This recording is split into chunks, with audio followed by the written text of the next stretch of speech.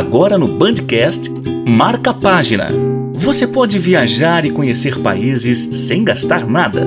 Se adora um romance, você também poderá se apaixonar. Mas, se você precisa de conhecimento, é aqui que você vai encontrar. Marca a Página. O Marca a Página é tudo isso. Vamos falar de livros e trazer entrevistas exclusivas de escritores. Marca a Página. Pega um cafezinho e vamos viver essa história. Olá, pessoal! Nós estamos de volta com o Marca a Página, onde nós falamos com escritores, falamos sobre as histórias, sobre fantasia, sobre romance, tudo que envolve o mundo da literatura. E hoje eu vou receber o escritor Jefferson Santiago de França.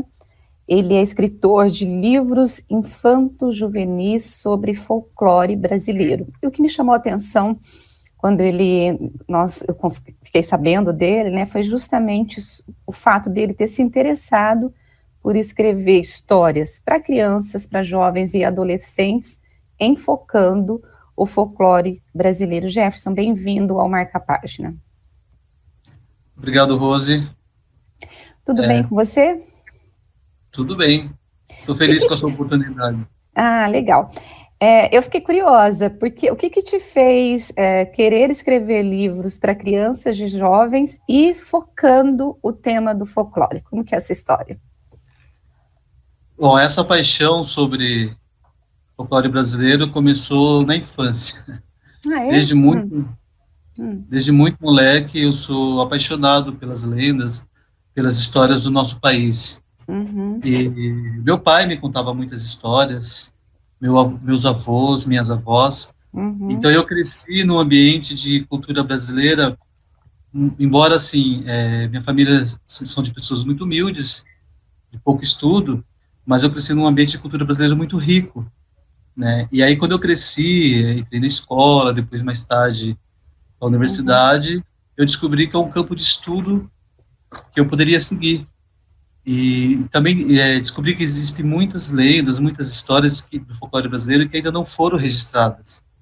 E por isso eu quis registrar essas histórias, principalmente as menos conhecidas, as menos difundidas, para levar ao mundo, deixar o registro físico no papel, tirar da literatura oral e colocar no registro físico. E nada melhor do que direcionar primeiramente as crianças, para despertar, inclusive, o amor à nossa cultura, a valorização da nossa cultura, e também despertar o gosto da leitura, o interesse pela leitura. São vários objetivos de um só. Agora que você falou, eu me lembro, eu já vou entrar nos teus livros, mas eu acho que tem tudo a ver. A minha infância também, a minha família também era bem humilde, mas também era recheada de histórias. E eu me lembro do meu avô contando histórias de lobisomem, aquela coisa toda, né? Mas agora eu estou me lembrando que quando eles contavam as histórias, eles faziam parte delas, né? Ou que alguém tinha visto, que alguém tinha se encontrado, que alguém... Eu não sei se as suas histórias são parecidas. E hoje em dia, a minha pergunta é, será que nós perdemos esse contato com essa cultura? Porque hoje em dia os pais já não têm mais essa fantasia, eu não sei se de contar essas histórias. E agora que veio para minha memória do meu avô contando mesmo essas histórias. E a gente ficava morrendo de medo, pra falar a verdade pra você. Que bacana, Rose. Mas é isso mesmo, parece que nesse mundo contemporâneo, a gente não rompe mais aquele véu que separa o mundo físico, o mundo prático, do mundo imaginativo, do mundo fantasioso. Eu falo imaginativo, fantasioso, não de uma forma pejorativa. Na verdade, é com muito respeito, porque essas histórias, como você disse, que seu avô contava, que eles estavam nas histórias, eles eram personagens dessas histórias. Não vou dizer quem sou eu para duvidar de que isso aconteceu com eles. Eles falam com uma verdade absoluta, e é assim, então a minha abordagem é sempre com muito respeito, com muito carinho, com muito cuidado. Né? Então, assim, mas hoje, no mundo contemporâneo, parece que a gente não rompe mais esse véu, né? Entre o etéreo e o prático físico. O meu pai, assim, é um grande... meu pai é um grande homem de visagens. Ele teve muitas visões, muitas visagens, sabe? Ele conta histórias de ter encontrado o Saci Pererê, ele conta histórias de ter encontrado bodes macabros, carruagens com cavalos de olhos de fogo, assim. Não duvido. Uhum. Agora, você acha que esse empobrecimento do imaginário não só empobrece a cultura, mas também empobrece o emocional das crianças e dos adolescentes, e talvez por isso você quis trazê-las ou apresentá-las a esse mundo? Como que é isso? Com certeza empobrece, sim. O mundo prático, né, o mundo contemporâneo, ele ruge de uma maneira que você não tem tempo para poesia, para literatura, para fantasia, para imaginação. Então, assim, realmente, eu quis primeiro direcionar para as crianças, compartilhar, na verdade, essas histórias com as crianças, para despertar nelas. Criança por si só já é muito imaginativa, né? Então, eu não digo nem despertar, mas preservar nelas essa fantasia, essa imaginação, essa inteligência emocional. A criança tem muita inteligência emocional, no sentido de sensibilidade, muito mais até do que os adultos, porque nós adultos, a tendência, conforme a gente for crescendo, é solapar essa imaginação, essa fantasia. Eu não sou mais criança, eu sou adulto, não posso mais, né, ter fantasia, eu não posso mais ser tão imaginativo, eu tenho que ser prático, eu tenho que trabalhar, eu tenho que ganhar dinheiro, eu tenho que sustentar minha família, eu tenho que pagar minhas contas. Então, a gente deixa de lado todo esse mundo mágico. E o meu interesse com esses livros realmente é isso, é preservar esse mundo mágico. A gente pode ser adulto e continuar mantendo a nossa criança interior viva e feliz. Na psicanálise, Freud diz que toda vez que entra um paciente no teu consultório, você está recebendo uma criança dentro dele. Na verdade, está entrando uma criança, porque nós nunca deixamos de ser. Você tem 3 livros escritos, né? Moça Lua, Corpo Seco e Mironga, é isso? Mironga, né? Nironga. Como que foi a experiência, assim, quando você decidiu escrever o primeiro livro, e por que você escolheu esse tema Moça Lua? Na verdade, desde quando eu aprendi a ler e escrever, assim que eu fui alfabetizado, e eu consegui ler o meu primeiro livro por conta própria, consegui fazer a leitura individual, assim, né? Eu me apaixonei por contar histórias. Eu falei, nossa, agora eu consigo ler e agora eu consigo contar histórias. Então, assim, eu decidi na minha cabecinha de 7 anos de idade, mais ou menos, que eu queria ser escritor, né? Então, assim, já decidi imediatamente, mas lógico, né, pela imaturidade, por toda a falta de experiência de vida, não foi imediatamente. Aliás, demorou muito até, né? Até chegar agora na publicação do Moça Lua, em 2016. A publicação da Moça Lua, ela faz parte de uma série que intitulei muito, obviamente, de série folclore brasileiro, né, onde trago essas histórias, como falei para você, menos conhecidas, menos difundidas, algumas mais conhecidas ou menos desconhecidas do que outras. A Moça Lua, desses 3, eu acredito que ela seja um pouquinho mais famosa. Mas eu já conheci pessoas que já tinham escutado essa história antes. Quem que é ela? Qual é a história? Como que, só para nossos ouvintes saberem do que você está falando. Não, só para contextualizar a Moça Lua mesmo. Então, assim, ela está inserida no projeto da série Folclore Brasileiro, onde eu trago essas lendas e esses mitos, mas respeitando e tendo em vista as 3 matrizes primeiras que contribuíram para a formação da nossa civilização brasileira. Então, assim, a matriz indígena, a matriz europeia e a matriz africana. Então, em cada livro contempla uma dessas matrizes. A Moça Lua contempla a matriz indígena. Ela é uma lei... inclusive, e ela, a ocorrência da história da Moça Lua é muito no sul e sudeste. Inclusive, essa história é em Paraná, que minha família é paranaense, então, assim, é uma história corrente entre nossa família, e no Paraná e São Paulo, assim, em alguns lugares de São Paulo também conta a história da Moça Lua. O Corpo Seco é de qual matriz? Europeia? Segundo, da matriz europeia, o Corpo Seco da matriz europeia. E o Nironga africana. E a Nironga africana. Aí depois você tem outros lançamentos que a gente vai falar depois. Então, a Moça Lua traz um pouco da história que você ouviu da sua família, né? E que trabalha a matriz indígena. Era uma... Quem era ela? O que te encantava nela? Não, Você você não quer precisa contar, não. É spoiler? só um pedacinho. Não, só um pedacinho para a gente não tirar a curiosidade do leitor, mas bem, só um resuminho bem pequenininho. Tô brincando. Não, a Moça Lua, na verdade, assim, é uma história que ela conta, em termos bem gerais, né? Uma das histórias indígenas que contam o surgimento da Lua e das estrelas. Ok. Entendi. E o Corpo Seco? O Corpo Seco, eu costumo dizer que ele é o nosso zumbi, mas entre muitas aspas, né? Porque ele é um homem que morreu, mas voltou. Porque nem o céu, nem o inferno, nem a terra aceitaram ele. Deixa eu te perguntar uma coisa que me ocorreu agora. Quando você fala da Moça Lua, que fala do sol, do céu, das estrelas, né? Quais são o simbolismo que você traz para essa criança e para esse adolescente, e mesmo o zumbi, porque zumbi fala muito de morte, né? Quais são a contextualização, ou mesmo o conceito? O que você quer ensinar para esses jovens, para essas crianças? Na verdade, não digo que sejam ensinamentos, né? Tá. Porque são esses mitos de criação, na verdade, eles contam, na verdade, é mais uma explicação de como surgiram as coisas. Mas no caso da Moça Lua, eu gosto muito de contar essa história, porque ela fala muito de estranhamento, de você não se sentir no seu lugar. Porque a Moça Lua, na tribo dela, ela é rejeitada. E por causa dessa solidão, dessa rejeição, ela procura o próprio caminho, ela procura se conhecer e ultrapassar essas barreiras, essas questões. Então, eu gosto de trabalhar com as crianças isso.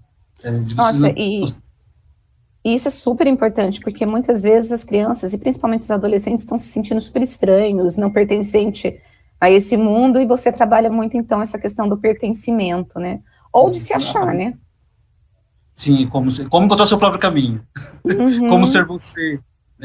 Mesmo que todo mundo fale que você é estranho, que você é esquisito.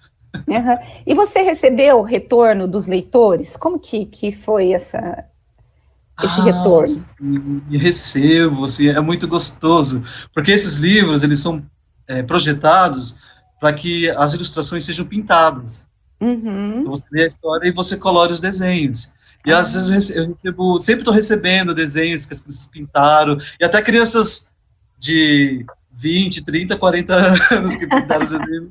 Eu acho o máximo. Eu sempre posto na página do Facebook da editora os desenhos que eles mandam pintados. Eu adoro muito, é muito gostoso. Tem uma receptividade muito boa.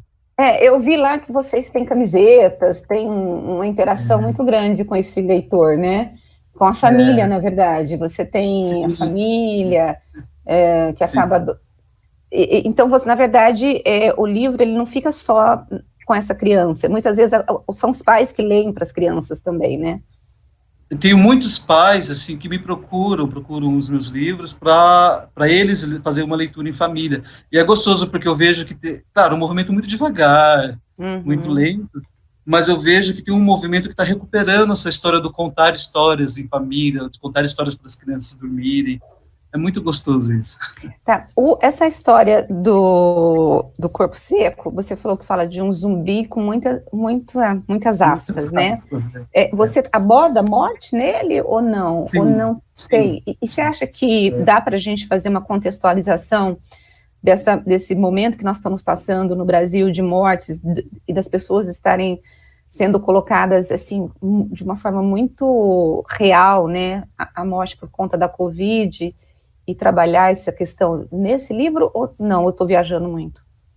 Não, esse livro, na verdade, o foco principal dele não é nem a morte, mas é a falta de respeito com os pais, porque o homem que vira o Corpo Seco, ele batia na mãe. Então, na verdade, a questão de obediência, a questão da relação pais e filhos. Então, a morte seria uma punição, então a morte não é o foco principal. Não é. Mas é legal essa história, né? E corajosa da tua parte de escrever sobre isso no momento que a violência é uma questão muito, assim, premente, né? E essa questão da autoridade é algo que muitas vezes a gente nem trabalha muito. E você trabalha isso nesse livro. Esse livro podemos abordar assim, porque essas histórias, essas lendas, elas são todas ancestrais, né? Eu, na verdade, eu reconto essas histórias. Claro, eu tento trazer de uma forma mais palatável, porque principalmente essa do Corpo Seco, tem umas passagens muito, muito pesadas para criança. Agora, então, você assim, precisa fazer pesquisa, né? Muita. Eu pesquiso o folclore brasileiro, né? Então, uma das minhas linhas de pesquisa é o nosso folclore. Então, assim, você tem que saber, como é um livro direcionado para o público infanto-juvenil, você tem que saber como que aborda isso, né? E às vezes eu fico pensando, meu Deus do céu, será que eu estou fazendo certo, será que eu estou fazendo errado? Porque... Você faz uma nova releitura, na verdade. Você conta o folclore, mas com uma releitura em que você atualiza não só a linguagem para essas crianças, quanto também você traz uma atualidade para ela poder entender e não ficar tão pesado, né? Assim, eu não tiro a essência da história, jamais, Sim, não mexo isso eu entendi. Porque eu procuro contar mais fiel possível a como eu ouvi. Tá. Mas hoje em dia nós temos muitas questões que estão sendo discutidas na sociedade e que devem ser discutidas mesmo, né? Então temos todos o quadro antigo, né, ancestral nosso, e o quadro contemporâneo. Então eu tento fazer um trabalho de combinar, né? Mas sem perder a raiz, sem perder a origem. Jamais eu vou alterar uma história, assim, jamais. E aí você tem a história, você tem os desenhos, e as pessoas pintam esses desenhos. Por que você quis colocar os desenhos nas histórias? Qual que é o significado? O significado é para ter uma interação maior do leitor, da leitura, com a história. Porque eu não vou falar nem a criança nem a adulto, mas a pessoa lê a história, né? E o ato de ler, você já tem todo um processo. Aí o ato de você pintar, e aí você parece que vê mais de perto os personagens, porque você está vendo a cena, você entra no quadro figurativo, né? E então a interação é maior, a ludicidade é maior. Eu quis fazer um livro mais dinâmico. Eu falei, como que eu posso fazer um livro dinâmico sem ser um livro virtual, sem ser um e-book, né? E falei, eu acho que a ilustração, a pintura pode trazer isso. E quem que é Nironga? Nironga é segredo. É segredo? Então me conta, só um resumo, sem contar quem é ele, ou ela, sei lá. Nironga significa segredo. Ah, significa segredo? Ah, não sabia. Então, a Nironga, ela vem da matriz africana, né? Então, uma coisa que eu esqueci de mencionar, Rose, nesses livros do folclore, eu sempre procuro inserir, por exemplo, nas histórias de matriz indígenas, eu procuro inserir palavras em tupi, palavras que vêm das nossas línguas indígenas, que também já é uma outra ponte que eu faço, né, de resgate, porque nós temos no nosso brasileiro, falar brasileiro contemporâneo, nós temos muitas palavras do tupi, como nós temos das línguas africanas, fala tupi de outras línguas indígenas, temos outras línguas indígenas que no dia a dia nosso, a gente usa muitas palavras e não sabe o que é dessas matrizes. Né? Então, nos livros de matriz indígena, eu trago muito termos em tupi, principalmente, e de outras línguas indígenas. Nos de matriz africana, eu procuro trazer também termos das línguas africanas. No Nironga, tem termos do Quimbundo e do Kikongo, que é uma das duas línguas africanas que tem termos no nosso português de hoje que a gente usa e nem sabe o que veio dessa matriz. Então, eu procuro inserir. Nironga é um desses termos, e significa segredo. Nossa, que legal. Bacana. E agora você está preparando novos, mais 3 livros, né? O Pupiara, vê se eu estou falando certo. Pupiara. Ipupiara. Ipupiara, tá vendo? Eu já estou escrevendo, já estou falando errado. Ipupiara, Manuscritos do Poeta Sem Nome, é isso, Sem né? Musa. Sem Musa, e esse último você fala, que eu não vou nem tentar. Para quando que eles ficam prontos? Qual que é o foco das histórias? Como que é? Vai ser mais para criança, mais para jovens? Como que é? O Ipupiara, ele é o 4º volume da série Folclore Brasileiro. Né? Eu fiz a Moça Lua, de matriz indígena, o Corpo Seco de matriz europeia e a Nironga de matriz africana. Retomando o ciclo, voltei para a matriz indígena, né? Então agora a segunda lenda de matriz indígena, então ele é o 4º volume da série Folclore Brasileiro, dirigido por público infanto-juvenil, com as ilustrações para serem coloridas, e com palavras em tupi, nesse projeto da série Folclore Brasileiro. Agora, o Manuscritos do Poeta Sem Musa foge totalmente disso. É para adultos, não é para criança. E o que aconteceu que você decidiu mudar o foco? Não, na verdade, quem me conhece, assim, minha família, meus amigos que me conhecem, de longa data, eles se surpreenderam que o meu primeiro livro fosse para criança. Ah, então foi o contrário. Porque eu sempre escrevi, assim, histórias picantes, né? Uma história picante? Então, assim, quando eu vim com um livro para criança, eu falei, pessoal, como assim você vem com um livro para criança? Que negócio é esse, né? Gente, é que toda pessoa tem muitas pessoas dentro de si, né? Ninguém é uma coisa só. É verdade. Então, assim, é uma outra faceta. Então, esse livro, Manuscrito do Poeta Sem Musa, na verdade, são poemas. Ah, tá. Só que são poemas com um teor erótico, um teor maduro mesmo, né? Não, tanto que eu vou deixar bem claro na divulgação, esse livro é para adultos. Ou para jovens adultos, né? Para não misturar alhos com bugalhos, né? E o último é Shimpet, é isso? Shimpet Shampata. Que nome difícil. Que, na verdade, é uma brincadeira com palavras, um jogo de palavras. Esse livro, na verdade, é uma peça de teatro que eu fiz há muito tempo atrás, assim, que eu também, assim, sou metido a ator, entendeu? Mas você sabe que enquanto eu estava conversando com você já responde. Eu fiquei imaginando essas histórias no teatro, numa série.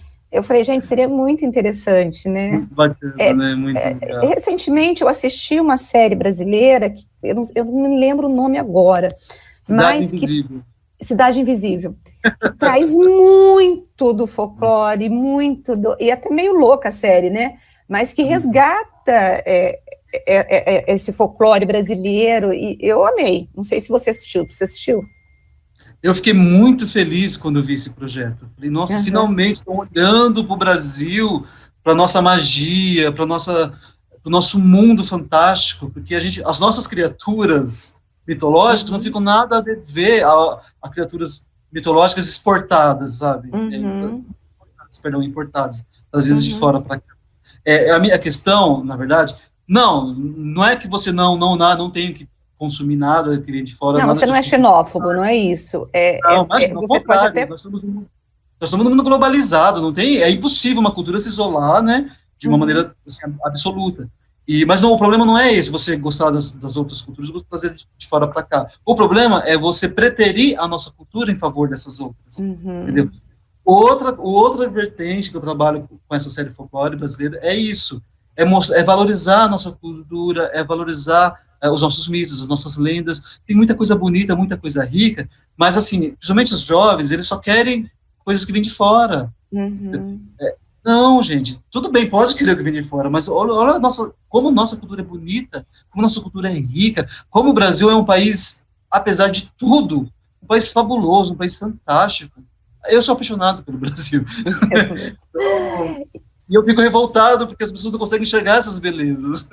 Mas você já está fazendo aí um trabalho de mostrar para elas essa beleza. E aí, nesse Shimpet Shampata, que você faz essa brincadeira de palavras, desculpa, eu acabei te cortando, mas é sobre o quê? Assim, só uma palhinha para gente. Sim. Essa é uma peça de teatro, né?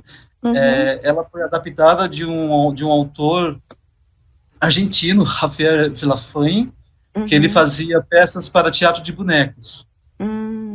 E quando eu tinha uns 13 anos de idade, eu li essa peça Shimpet Shampata dele numa enciclopédia, e eu fiquei fascinado pelo tema da história. Só que era uma história de 2 páginas, porque era para teatro para bonecos, era uma coisa rápida, né? E aqui eu li essa história, fiz os bonecos, a gente fez um teatro de bonecos, um teatro de fantoches com essa história, só que essa história ficou na minha cabeça, e eu falei, gente, eu preciso desenvolver isso. E chegou uma época que eu precisava fazer um projeto de peças de teatro para incentivar a leitura. E eu falei, essa peça cabe. Aí eu desenvolvi, adaptei, lógico, coloco o crédito do Javier Villafañe, óbvio, né? Mas é uma adaptação, porque eu aumentei a história, né? Respeitando isso dele, óbvio, e porque é uma adaptação, uma livre adaptação, e inseri o tema da leitura dentro. Então, o Shimpet Shampata, na verdade, aparece uma caixa misteriosa num banco da praça, de uma cidadezinha, e um dos personagens pega essa caixa para ele. Aí vem o policial, vem a dona da caixa, vem todo mundo, não, você não pode pegar o que não é seu, aquela coisa, mas achado não é roubado, mas, né, tava ali, não é seu, por que você pegou, né, tem toda uma discussão social também, né, e o grande mote da peça é o que tem dentro dessa caixa, Que legal, Então, assim, muito legal. e quando o policial vem inquirir o personagem, a dona da caixa vem inquirir o personagem, ele fica respondendo Shimpty, Champa, que é a maneira dele tirar a Disfarçar. atenção, dele não responder, dele, é um jogo de palavras. Muito legal. É bem divertido, honesta saudade. E o que é legal da tua coleção é que você apresenta personagens, porque a gente está muito acostumado com Saci Pererê, com esses personagens que são muito comuns, e você traz o desconhecido mesmo da nossa cultura, né? Isso é muito legal. Por isso que eu quis trazer mesmo, porque eu pensei na Mula Sem Cabeça, que eu acho uma história muito bacana, o Saci Pererê, que tem várias histórias dele, que são incríveis, Lobisomem, Cuca, mas eles são mais famosinhos, né? Eu quis trazer os mais que estão no anonimato, para eles não ficarem no anonimato de vez e todo mundo esquecer deles, entendeu? É um resgate mesmo. Para comprar os teus livros, onde que a pessoa encontra, qual é a editora, como que você tem acesso a eles? Os livros estão, você pode adquirir eles pelo site, que é o www.caboreiua.com, na página da editora no Facebook, né? E também no Instagram. Ou direto comigo. Tá. O teu Instagram qual que é? O meu ou da editora? Eu não sei, qual que for melhor para você. Tem o da editora, que é Cabureiua, né? Esse UA é com W, W-A, Cabureiua. É uma palavra tupi, Rose. Soletra para... C-A... B-U-R-E-I-W-A.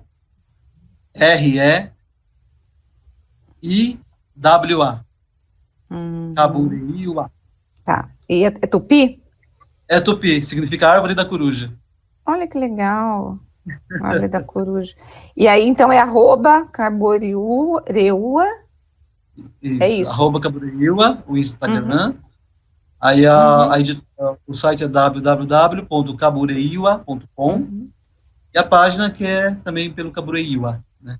A tua formação, você se formou em quê? Estou me formando ainda, na verdade. Em letras.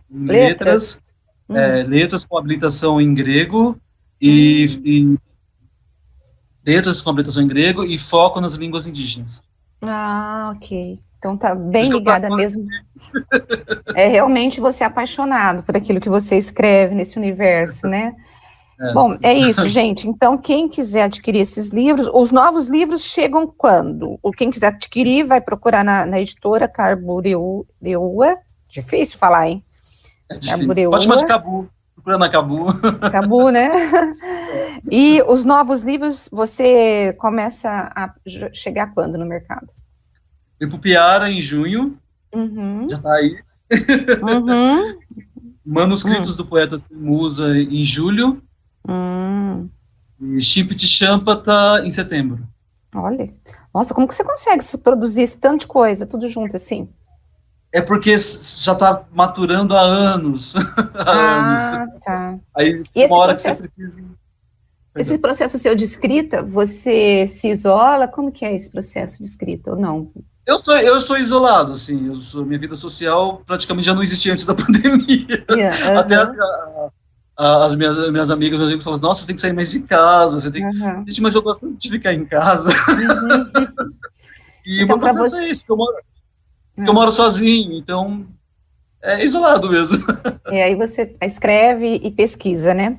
Então tá certo, olha, eu quero agradecer, foi um prazer falar contigo, ser apresentadas a esses personagens fantásticos, né? Vamos dizer assim, fantásticos. Obrigado. E obrigada por você estar recuperando, né, essa cultura brasileira, não deixando ela morrer, para que todo mundo tenha acesso a ela. Espero que seja um sucesso os seus novos livros.